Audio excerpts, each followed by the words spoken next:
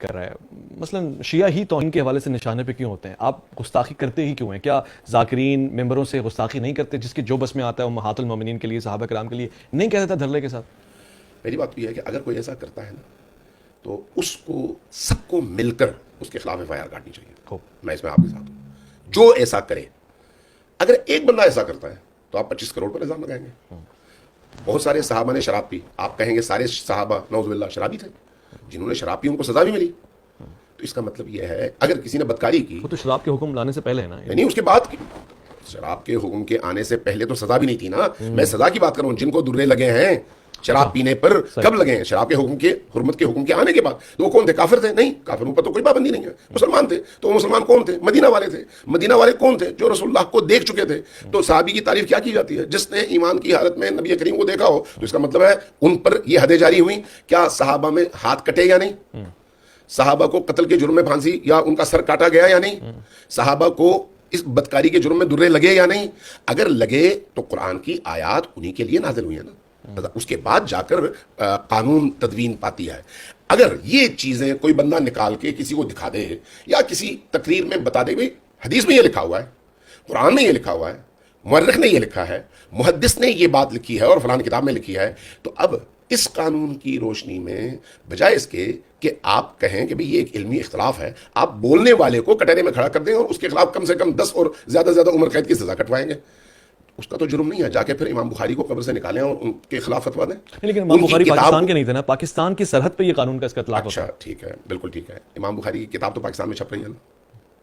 تو چھاپنے والے جو توہین پر مبنی کتاب ہوگی اس کو چھاپنے والا بھی توہین کا مرتکب ہے یا نہیں؟ تو پھر سارے پاکستان سے بخاریوں کو اٹھائیں اور جلائیں، مسلم کو اٹھائیں اور جلائیں. کیونکہ جتنی توہین اللہ کی، رسول اللہ کی، امہات المؤمنین کی، سابقہ انبیاء کی، صحابہ کی، اہل البیت کی، بخاری میں، مسلم میں موجود ہے. دنیا کی کسی کتاب میں نہیں ہے. کیا بات کر رہے ہیں؟ جی ذرا پڑھ کے دیکھ لیں آپ. یہ تو مجھے مسلمان کی کتاب ہے. اگر ایسا ہے تو مجھے کوئی ٹائم دیں، کوئی اور پروگرام رکھیں، میں ایک ایک کر کے، وہ ہزاروں ہیں، یہ درجنوں میں نہیں ہے. یعنی وہ دانستہ توہین کی گئی ہے، آپ کہہ رہے ہیں کہ ارے بھائی اگر یہ کہا جائے کہ یہ حدیث ہے، میں مثال دیتا ہوں، اگر یہ کہا جائے یہ حدیث ہے کہ حضرت موسیٰ نہا رہے تھے، شیطان آیا ان کے کپڑے لے کے بھاگ گیا، حضرت موسیٰ مادرزاد برہنہ نعوذ باللہ اس کے پیچھے بھاگتے رہے، شیطان سارے شہر میں گھومتا رہا اور لوگ حضرت موسیٰ کو اس شکل میں دیکھتے رہے. تو یہ حضرت موسیٰ کی تعریف ہے، تنقیص ہے، توہین ہے، کیا ہے؟ قابل برداشت ہی نہیں ہے. اچھا اگر کوئی یہ کہے کہ بخاری کی حدیث ہے کہ نبی کریم اپنی زوجہ حضرت ام المومنین عائشہ کے ساتھ، اب یہ باتیں میں کیسے، مطلب میں سننا ہی نہیں چاہ رہا، میں دلی میرا بجھ رہا ہے اس کو سن. پھر بخاری کو میں اسی لیے کہہ رہا ہوں نا پابندی لگا دیں. چونکہ بخاری میں یہ حدیث ہے نا کہ آپ اور حضرت عائشہ چادر کے نیچے تھے، حضرت ابوبکر داخل ہوئے اپنی جگہ سے ہلے نہیں. یہ ساری چیزیں آپ کہہ رہے ہیں کہ یہ موجود ہے. یہ توہین ہے یا نہیں؟ یہ توہین ہے یا نہیں؟ رسول اللہ کی بھی توہین ہے، حضرت ام المومنین عائشہ کی بھی توہین ہے کہ ان کے بند حجرے میں کبھی حضرت ابوبکر داخل ہوتے ہیں، کبھی حضرت عمر داخل ہوتے ہیں، کبھی حضرت عثمان داخل ہوتے ہیں، جبکہ وہ نامحرم ہے.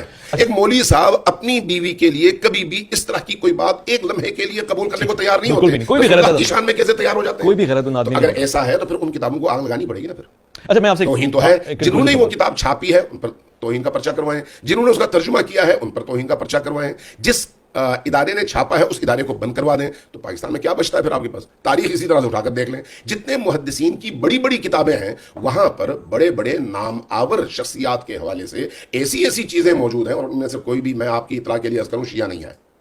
کوئی شیعہ نہیں ہے کہ کوئی کہے یہ شیعوں کی روایت ہے. نہیں بھائی، امام ابن ابی شیبہ شیعہ نہیں ہے، بخاری شیعہ نہیں ہے، تبری شیعہ نہیں ہے، کامل شیعہ نہیں ہے، ابن اسیر شیعہ نہیں ہے، البدایہ والنہایہ شیعہ نہیں ہے. یہ جو صحاح ہیں ان کا کوئی مصنف شیعہ نہیں ہے. اگر آپ کو اس طرح کی ساری چیزیں وہاں سے مل جائیں تو اب آپ اس کے بعد کیا کہیں گے؟ یہ توہین ہے یا نہیں ہے؟ اگر اس کو آپ توہین کہیں گے تو پھر کچھ نہیں بچتا. اگر آپ اس کو توہین نہیں کہیں گے تو پھر بولنے والا اور وہ بیان کرنے والا وہ بھی توہین نہیں کر رہا. تو اس لیے توہین کی تعریف ضروری ہے کہ توہین کس کو کہتے ہیں. سارا مدعا یہ ہے کہ توہین ڈیفائن ہو جائے